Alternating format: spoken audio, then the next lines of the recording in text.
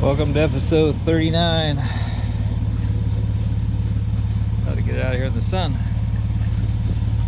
In this episode, we're going to install a new coolant overflow bottle and a bunch of other stuff. I don't even remember what else. Anyways, welcome to episode 39. Yeah, 39. So 39, finally get the reverse lights figured out. Buy a 5th rim, buy 5 new tires. What else? Also install a coolant overflow aluminum bottle and probably some other stuff. Anyways, welcome to episode 39. In a future episode, I'm going to show you the bumperettes and my rear coilovers. But 39 is all about getting the reverse lights working. So like, subscribe, comment down below if you want to see more of Amber. Oh, and the Datsun 521 1970 resto mod. It's coming along. I'm about to go on test drive number 6, I think. Check out finally with shocks on the back. Hope it goes well. Alright, so let's talk about reverse light switch options. Here's the original 521 style. I think I converted to bullet to males. Here's the original one that doesn't work. No continuity when pressed. This one has continuity when pressed. I don't know if that's for neutral, reverse, or for a 4th gear. Here's an aftermarket one I bought for a 620, and it fits, but I broke it. It was $7. It was male. Again, I think the truck is half male, half female, so I already fixed that. The connector was bad on the truck anyway, so I made it female. So this would have been a great alternative solution until I broke it because it's plastic. All right, so here's another one I found at O'Reilly's. It's actually for a 74 620. I think Datsuns are all the same from 2004 to 58 personally. The reverse light switches. I think the only thing that's different is probably the connectors over the years. And so 620 wants 2 males. So my truck has already been converted because it was broken. So I'm gonna go put this in. I noticed it's. So I finally got the reverse lights working. I made a short about it because I didn't think, I was about to give up and just buy another tranny, literally. I was following over these books. It said the reverse light switch, I even read this on Ruts, and that the lowermost switch is the reverse switch. It even says it in this book. And it looks like my tranny, but it's not. This is the reverse switch. I tested all 3 of them for continuity. I put it in neutral, put it in reverse, put it in 4th. I couldn't get anything on any of the 3. This switch actually does work, but you need to have like 100% engagement to get continuity. So I bought a new one, I broke it, bought another one, ended up buying a 620 switch because they're easier to find. And to me, I think they're all the same. So this 620 switch for 74 basically doesn't need 100% engagement for the reverse lights to work. And I plugged it in down here and it didn't work. And so I plugged it in up here and where it says the neutral switches, and it works great. So now I got reverse. So I don't know if that's a fluke or if that's normal, if this book is wrong. The other book also showed 1 switch and it looked like it was down here somewhere in the other book. But this is the Haynes book. So anyways, my switch, my tranny looks like that. It's the old flange. It's a 70, 521, and my reverse works up here. So at least I got a reverse. I can get it inspected. One of these connectors were on one of these switches. You know, this thing wasn't wired up when I bought the truck. All these wires were disconnected. Some were broken. So I don't know what was plugged into what, but I found the wire, and I'm using the right wires. I'm using the original wires. I got reverse. And 620 parts, awesome. So much easier to find. You can get them at O'Reilly's. I have to order to get them the next day. 521 parts, very hard to find, but 620, same stuff. Works perfect. So glad I had a reverse light switch. All right, I finally found a 4th Nissan wheel from 1970. I just painted it black. I can't paint it silver or gray on eBay. So now I have 5 wheels total. The oddball wheel from unknown manufacturer. Don't know what that is. But even knows a little bumps in the wrong place. Oh, I didn't even test this one. I should probably test this thing just to make sure Yeah, it looks good. I'm just gonna assume it's a Nissan wheel from what I read on eBay. So now I have 4 wheels plus a spare, so now I can finish the rear suspension. I can't do the rear suspension without a spare because I got to work around the spare. I'm doing a 3-link coilover conversion on the back. So these, this is kind of interesting. I bought this truck, but these look like brand new tires. I mean, like, no wear and tear on these things. Come-ho tires. I've had good luck with these before. I was really excited. I got 4 brand new tires on this truck. 195 75 14s. And I looked at the date stamp, 4610, which means they're made in 2010. So they're 15 years old. So that's not good. So I just ordered 5 new tires. Should be in any second. So throwing away 4 brand new tires. Now the funny thing is, before I went on the first test drive, I checked the air pressure on these. And it was holding up the truck and everything, and they were like 0. One of them had 5, and I think 3 of them were 0. I'm like, wow, so they must be pretty hard. I've done 2 test drives in them now, and yeah, I guess they're not safe because they're 15 years old. So next time you see these wheels, they'll have 4 brand new tires, 5 brand new tires. I finally have 5 tires. And get this thing registered. Alright, so I finally mounted my tach. Just got a piece of scrap metal and drilled a hole in it. And I shoe glued it for a center console, just a mock-up. Probably gonna put more holes in this thing for outlets and gauges and whatnot. Drilled some holes in my dash. Let's install this thing. This thing was so hard to paint. It's been so cold lately. I painted it about 5 times. I think it's finally decent enough. I love this Nissan box. So this tach didn't come with any kind of connector, so I cut the wires and crimped on some of those old Nissan style connectors. And I also rewired it. Recycling the black red wire from the ignition switch for the coil. So I've actually ran it down here. Since it goes from the switch all the way over to the coil, I cut it. I'm going to run it down here to my tach, so I don't have a wire running to the tach anymore. I'm going to recycle an original wire. Let's get this thing installed. Okay, wow, that is loud. It's very loud in here now. My plan is to do an all red center console and the red door panels. Those I painted black for now. Man, it'll be loud in here. At least it matches my steering wheel, even though it is a different shade of red. I'm probably gonna have to repaint that now. This is that engine color red. This is apple red, I think it is, from Duplicolor or whatever. Oh, I don't know. What do you think? Should I make it white, black, or red? Those are my 3 choices. Anyways, now I gotta put the radio in here. I don't know, at least it brings some color. Seems too wide though, I don't know. I think once I get the panels on here and then triangulate it down, and then I'm hoping I can get a cup holder there. Where's a cup? I think I could fit a cup holder. Bad planning. The dog is gonna be here, so I can't put cup holders where I normally do. Need to make another console, so let's get the brakes done. At least my tach won't be flopping around, so I can go take this thing to get it inspected, get it on the road. That's phase 1. Get phase 1 done. Okay, here's the thermostat that was in the truck when it overheated. I thought it was the thermostat, so I pulled it. Then I realized it was a hole in the radiator, so this may still be good. I could test it.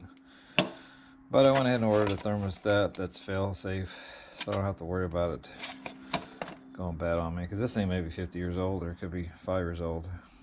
I know the newer ones are date stamped. I know on my daughter's 2014 I pulled it on the Ultima. I know it actually said, it had a date on it. I was like, oh, that's cool. Anyways, I'll throw that in now that I got the new radiator in. By the way, here's the Motorrad. I put these in some other Nissans, I think in some of my hard bodies. They're pretty cool at design because when they fail open instead of fail closed like most of them do. So that's a motor rad. I got this on Amazon or something. But basically, it's for a 521 L16. Easy enough to find. Alright, I'm making some brackets for the radiator catch can. I finally bought one of these eBay aluminum, really nice. I didn't want to do plastic. I was going to get like a hard body one. They're like 15 bucks brand new, but didn't really want a plastic bottle in here. So the outlet's on the wrong side, but it just wants to go here. So I started making a bracket, which I've since lost. So the tricky bit is going to be making the bracket for this side. But I made a bracket, just 3/4 inch, eighth inch steel, 6mm rib nuts. I'm reusing one of the 2 holes in the truck. There's a nice flat spot here. Well, now obviously I gotta enlarge this hole, but I just drilled an 1/8 inch hole here. I put this 6mm hole here, put the tank on there, bolted it on, lined it up. So this is an existing hole in the truck, and then this is a new hole in the truck. So let me drill out the bracket, and then I can bolt it on. Okay, now you can see what I did is I took the bracket back off, and you can see the extra hole here. There's the factory holes. 6mm nut. So I just got to enlarge this one and enlarge the bracket. Put a rib nut in there. Alright, so here's the completed bracket minus paint. Should just bolt on the fenders, 6mm jiggies, nut certs. Just using a whole bunch of old Nissan bolts. Hey, look, they actually fit. Amazing. I can't drill a hole in the middle of the bracket to save my life.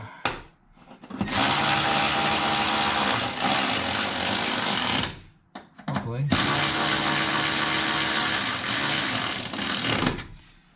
I got the right lean. It looks like it needs to bend this way, just oh, like that. Perfect. Okay, now does an eBay, whatever you call it, reservoir tank fit 1970 Datsun 521. These gloves I don't think are working anymore. I don't know how I'm going to do this other bracket. This is going to be...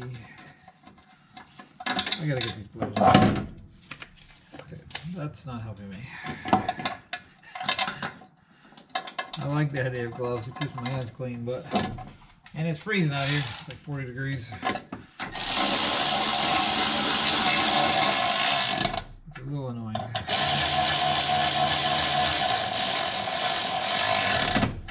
Alright.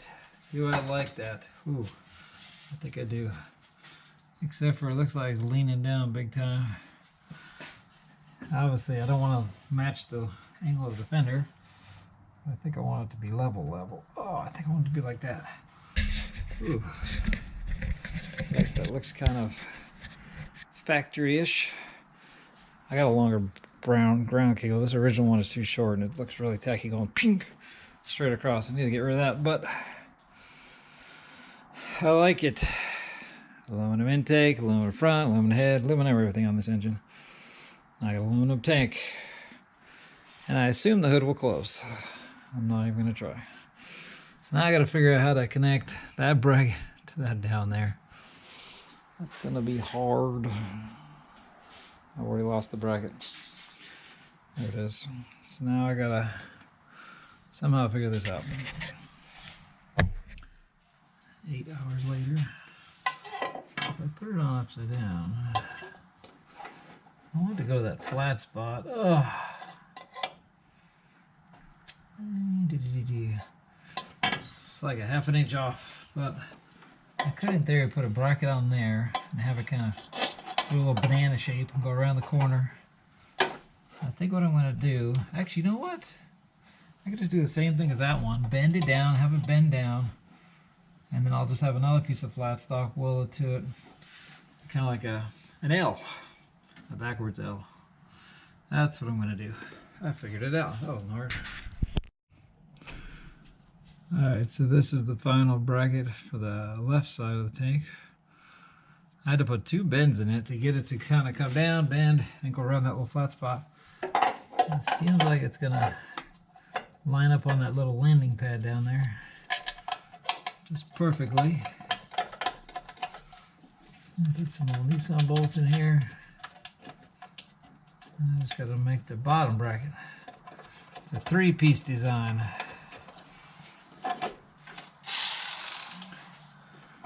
There's a lot of wiggle room. Oh.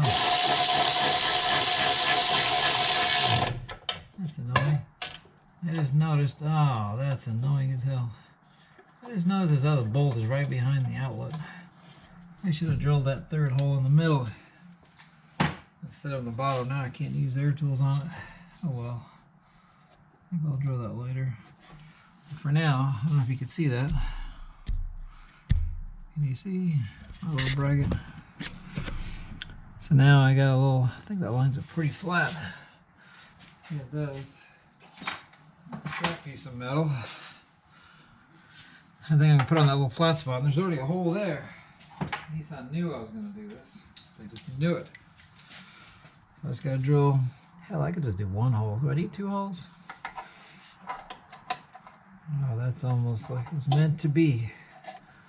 I think I'm going to lap this. I'm just going to drill a hole right in the middle of this thing. And then I'm just going to lap it and weld it onto the other one. I don't know if I'm even going to bother. I could easily drill a 2nd hole farther back so it doesn't get wonky.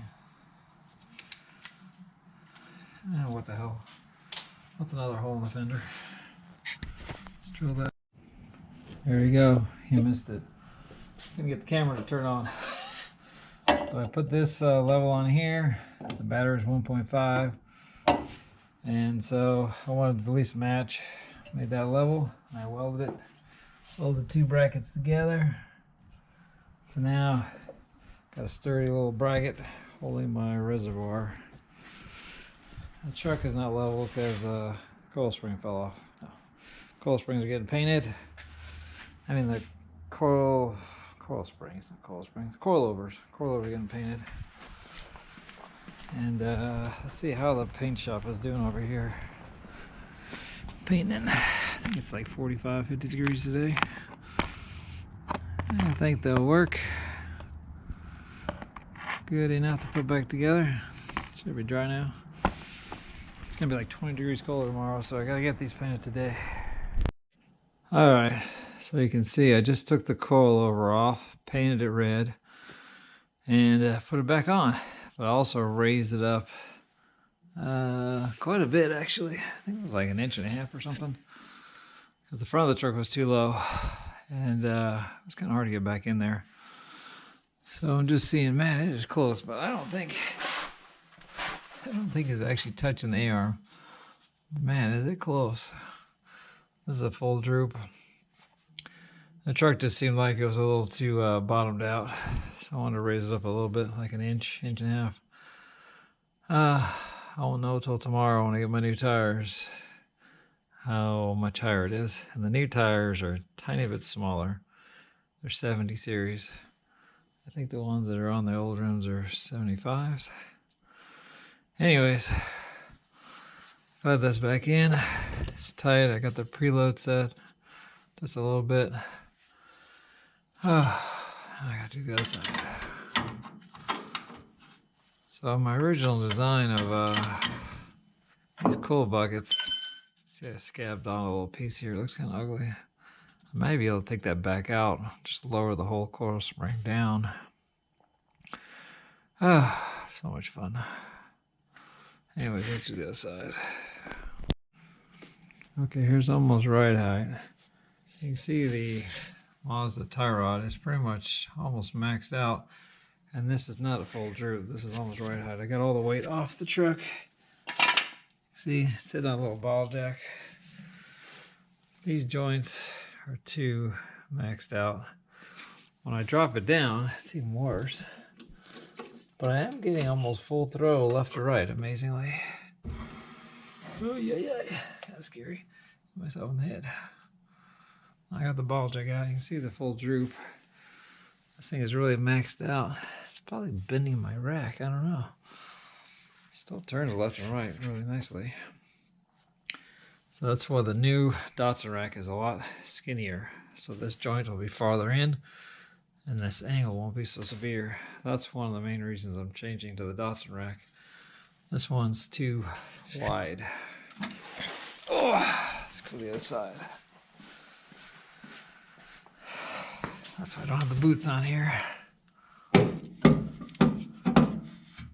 Yeah, you can see it's just pretty much riding at the bottom. Again, this is full droop, but even when I raise it up, I'd want it to be in the middle or even higher. Yeah, I think the only way to fix that is a skinnier rack. But man, this just clears amazingly good. Just barely, just barely. All right, let's get on to the brakes. All right, finally got 5 brand new tires. And I raised the front suspension. I think I just mentioned that. Now I got to repaint the wheels because I got magnets on them. Not magnets, lead on them. Gotta change that cap. So let's get the hubcaps back on here. Man, this thing looks weird, all jacked up. All right, I'm going to adjust the valves again. So it's a 0.20 thousandths intake, 24 exhaust. So I got my feeler gauges. This back valve is a little too loose. I loosened them all up because, you know, I couldn't get it idle. Nah, I think I just loosened it a little too much. So I'm gonna tighten that one back up. There's my new tires. They're different. They're smaller. Those 195s are a little too wide. And the tire place said these are actually the right size. I think they're like 180 by something. Oh, where are they? 185, 70, 14s. I think that's what the guy said was the correct size for factory. So, of course, I just raised the front up. 185, 75, 185, 70. 185, 70.